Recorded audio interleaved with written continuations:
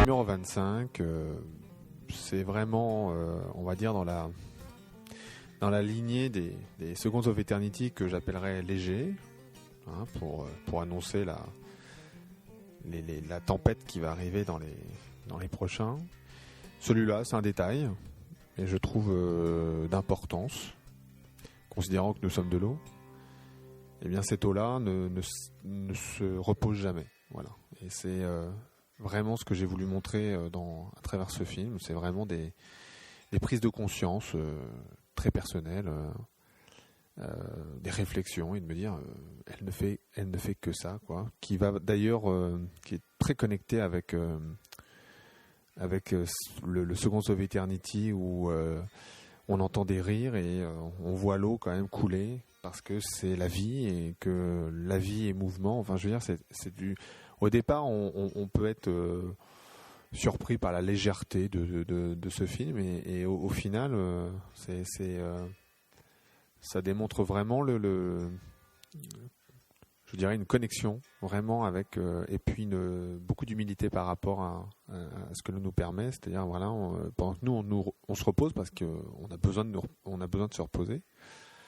Eh bien, cette eau-là continue à couler pour les êtres humains, mais aussi pour la vie en général, pour tous les êtres vivants, d'une certaine manière. Et puis, ce Seconds of Eternity m'a permis d'explorer d'autres musiques, un autre univers. Pour information, cette image a été filmée bien plus haut, au niveau, au nord de Vancouver, mais bien plus haut, puisque c'était quasiment, c'est du côté de Whitehorse, exactement. Donc, au niveau de longitude, c'est l'Alaska. Et pour ceux qui ont été là-bas, peuvent reconnaître les mouvements très particuliers de cette eau. Et avec ce bois, ce côté rustique, cette musique, je dirais un peu country, j'aime beaucoup pour l'originalité, et parce que ça nous, voilà, on sort un peu de la plupart de Seconds of Eternity. Ça donne un autre aspect de l'eau, avec un message vraiment très simple, mais tellement utile de se le rappeler une fois de temps en temps. Voilà.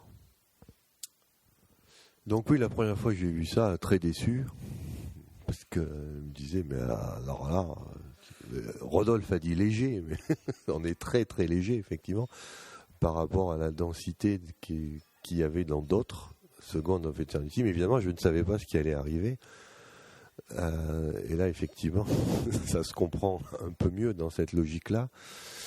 Donc là, après, quand on y réfléchit, donc on a ici en fait une image qui est très sombre. C'est normal, c'est la nuit, mais donc là, peut-être qu'on est dans une belle image de l'inconscient, c'est-à-dire quelque chose qui de toute façon ne peut pas s'arrêter, mais qui est cadré quand même, qui est illustré par le bois. Le bois qui est visiblement très vieux, c'est pas du bois jeune qu'on voit, donc c'est du bois qui a vécu et qui encadre. Donc là, peut-être que Rodolphe essaye de nous préparer effectivement à ce qu'il va y avoir après. Donc, une séance de repos, un peu de retour sur soi, pour aller explorer des choses qui sont beaucoup plus lourdes.